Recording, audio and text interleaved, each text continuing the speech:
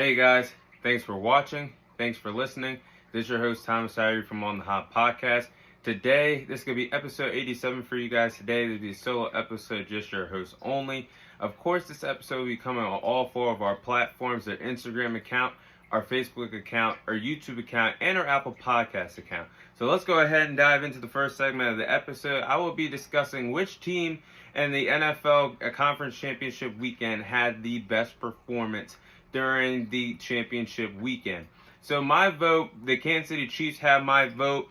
And to be honest with you guys, unbiased opinion out of the way, you guys know I'm a diehard Dallas Cowboys fan until the end, and my despise and hate for the Philadelphia Eagles. However, I have to tell the truth, and this is coming from an unbiased opinion. The Philadelphia Eagles, as impressive as they've been all year long, they have been the best team in the NFC conference. No and ifs or doubts about it. The number one team in the conference all year long. I'm not taking anything away from them. They deserve to be in the Super Bowl. However, this is the biggest cupcake walk to the Super Bowl in Super Bowl history that I have ever seen a team get to the Super Bowl in a conference respectfully. They played against Daniel Jones in the first round, in the divisional round of the playoffs, their first game in the playoffs. They dominated them 38-7. That was a New York Giants team that did not have any offensive power, anything to fight back against the Philadelphia Eagles besides Saquon Barkley. There was no receivers for Daniel Jones to really throw the ball to. Daniel Jones was shut down throwing the ball and running the ball that whole entire game.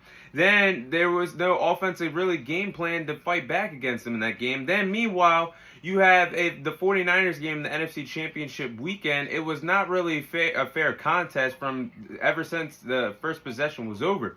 Brock Purdy got hurt his UCL, had an elbow injury, could not throw the ball the rest of the game, and he was knocked out for a long period of time. Came in the fourth-string quarterback, Joe Johnson, for the San Francisco 49ers. They knocked him out with a concussion. So you knocked out the third-string quarterback, who was Brock Purdy.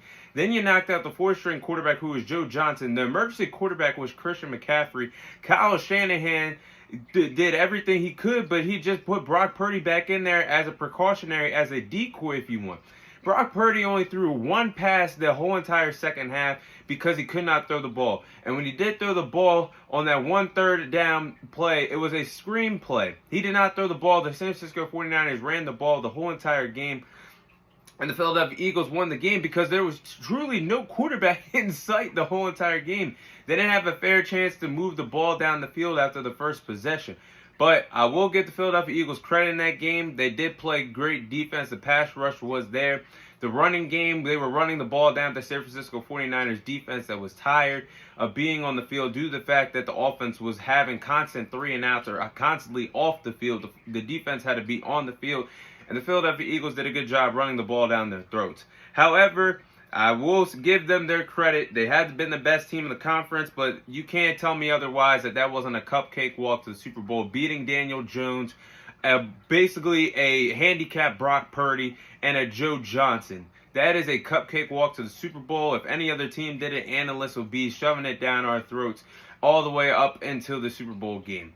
But realistically, it has to be the Kansas City Chiefs that were the best team. They had the more impressive win, in my opinion, on Sunday, beating the Cincinnati Bengals in the AFC Championship game.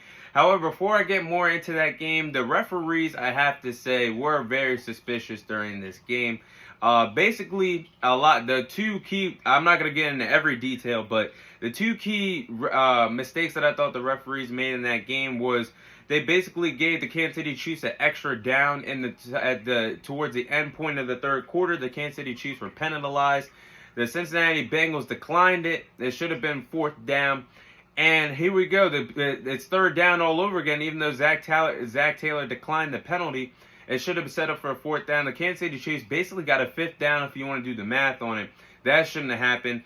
And then on the during the final drive where Patrick Mahomes had a quarterback scrambled out of bounds, the Bengals got hit with a penalty that basically cost them their season, because if that flag wasn't hit for unnecessary roughness, whether it was number 58 or number 59 that conducted the penalty, it set the Kansas City Chiefs up in field goal range, and the Kansas City Chiefs won that game in before the regular time expired in that football game.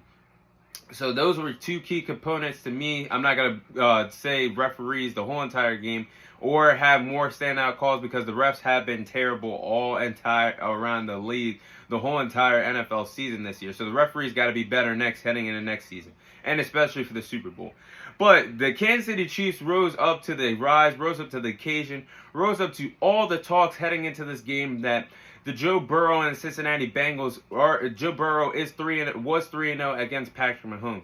The Kansas City Chiefs took that personally. They heard the Cincinnati mayor, out of all people, declare that Joe Burrow and the Cincinnati Bengals basically own the Kansas City Chiefs, and Arrowhead was officially called Burrowhead Stadium. The Kansas City Chiefs took that on the chin. They played their hearts out. They deserved to win this game, and they did it with full confidence from the start of the first whistle all the way to the final whistle.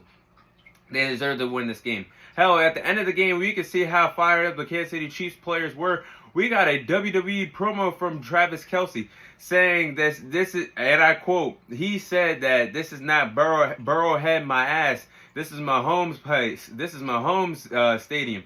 And then he had a message for the Cincinnati mayor saying, know your role and shut your mouth, you jabroni. That is a Dwayne The Rock Johnson promo written by Travis Kelce that he had for the Cincinnati mayor. Cincinnati Bengals fans around the world watching that game, and especially the Cincinnati players thinking that Arrowhead was Burrowhead. Kudos to the Kansas City Chiefs winning that game. Patrick Mahomes showed out as well, and he outplayed Joe Burrow on basically one leg on his high ankle sprain injury. He went 29 for 43, had 326 passing yards, 2 passing touchdowns, and had a passer rating over 100 in an AFC Championship game. The Kansas City Chiefs played tremendous defense as well. They held the Cincinnati Bengals to only 72 rushing yards in this game. I said on the podcast a week ago how the Cincinnati Bengals ran the ball down the Buffalo Bills' throat, had over 150 yards rushing as a team. The Kansas City Chiefs held the Cincinnati Bengals team to only 72 rushing yards throughout this game. They had 5 sacks as a defense. Chris Jones was getting busy as well, had 2 sacks. That also helped the Kansas City Chiefs defense as well. And they picked off Joe Burrow twice, leading up to 2 interceptions. So the Kansas City Chiefs defense played lights out as well, played tremendous, and was the reason why they only held Joe Burrow to 20 points in that ball game.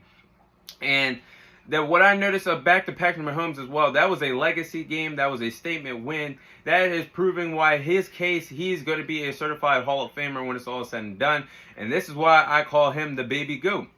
He does things that quarterbacks aren't supposed to do. Even on a high ankle sprain, he was making plays that he was not supposed to make. He looked great out there. That was a legacy game, because if he lost that game, it could have been debate if Joe Burrow went on to win the Super Bowl, that Joe Burrow is officially the best quarterback in the league. Patrick Mahomes shut down all that noise and balled out and won that game, and he's heading into his 3rd Super Bowl. So the Kansas City Chiefs are actually becoming the modern-day New England Patriots that I grew up watching Bill Belichick and Tom Brady dominate the league over the last few years. They're becoming the modern-day dynasty in the AFC. They are the new New England Patriots of this modern era. The Kansas City Chiefs have now officially played in 5 5 straight AFC Championship games. They have won 3 AFC championships in the last 5 years.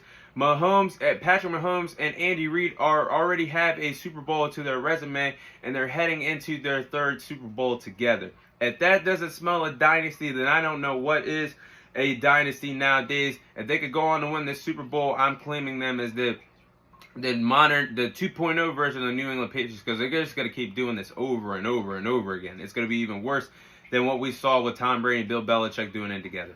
But that's my thoughts on which team looked the best during conference championship weekend. The Kansas City Chiefs have my vote of being performing the best during championship weekend.